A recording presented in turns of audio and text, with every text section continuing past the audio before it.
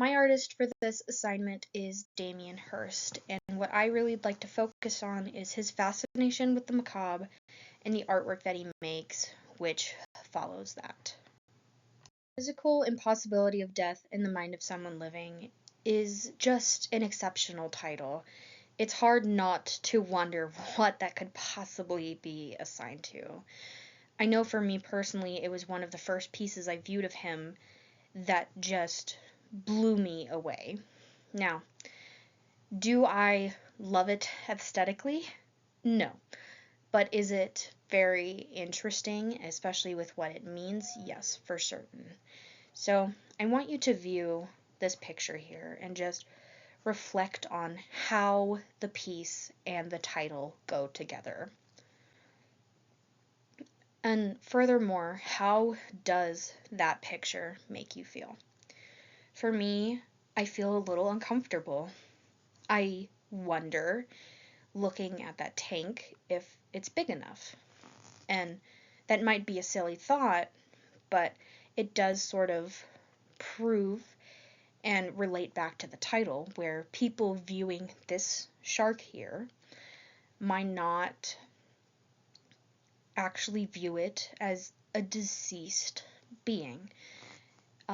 With its suspension in the formaldehyde, which is clear, which looks like water, it almost looks like it could be alive.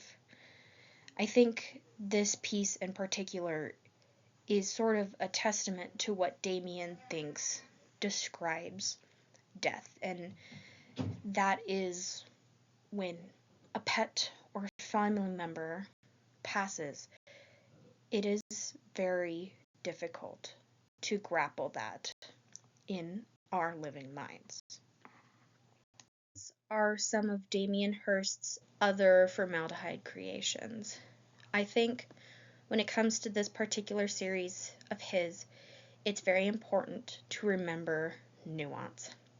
These pieces are fascinating and they offer a very interesting perspective on these animals. But we need to ask ourselves if this is inherently exploitive of the animals or perhaps even an honor. Exploitive in the way that they have been made for viewing pleasure, for other people to purchase and to collect, especially if done unethically or unfairly. The animals featured here might not have deserved that.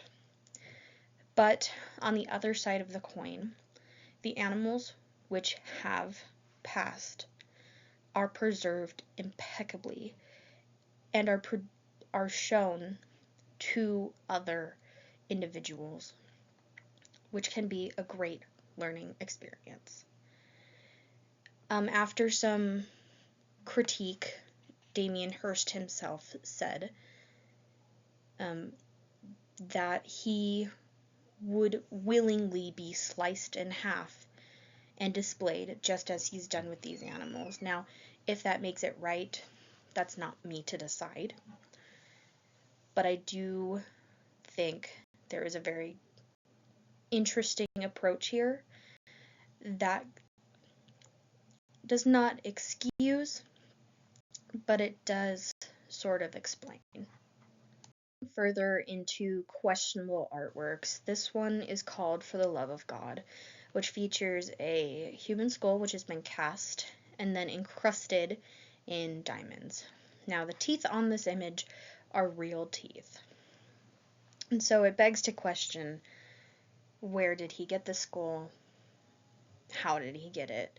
And is this an appropriate use of the material? One thing I find really interesting, with as much of a fascination he has with the macabre, he seems to equally hate and despise it. This piece, to me, sort of calls for the love of God. Why do people die? Why are people sick? Why do people have to pass on? And this is seen Additionally, in his other piece called For Heaven's Sake, when talking about this piece, it requires much delicacy.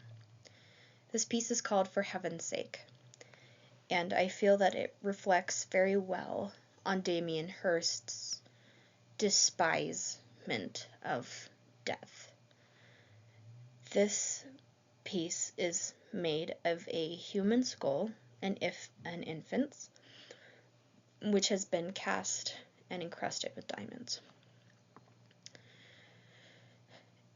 The piece itself is sort of asking, why do these things happen to innocent people?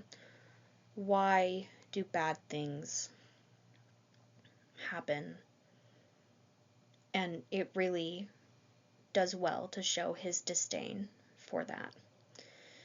This piece brings us back to our prior question of ethics, like how he acquired the materials for this piece. If he asked a family, did he do so with delicacy? And furthermore, is this an appropriate way to alter and display it?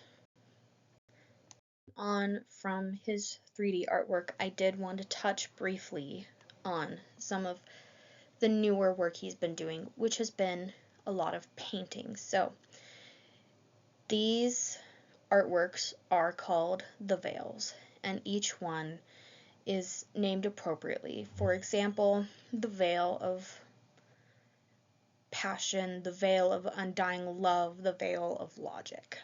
Now, we see a distortion with the dots used in this image, which can omit to the theming of the veils.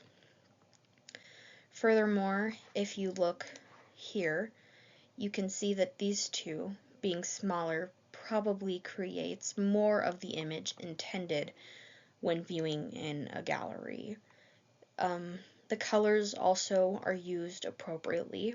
For example, this one in the center would be the veil of love passion, which, as you can see, is used warm colors to convey that. Not exactly my favorite artwork, but I do think it's interesting to see how he, as a sculptor, approaches paintings. All, Damien Hirst is a very fascinating artist. He's cynical, he is a bit dreary, he focuses on macabre subjects while actively despising him. He's a bit rude and possibly a bit crass. In every interview I've read of him, I can't say that I've liked him as a person, but there's no denying that his artwork is very interesting, and that's very much a testament to his career in general. He lives for the controversy, I believe. And so while he not be my favorite person, I do think that everyone should at least know one of his pieces.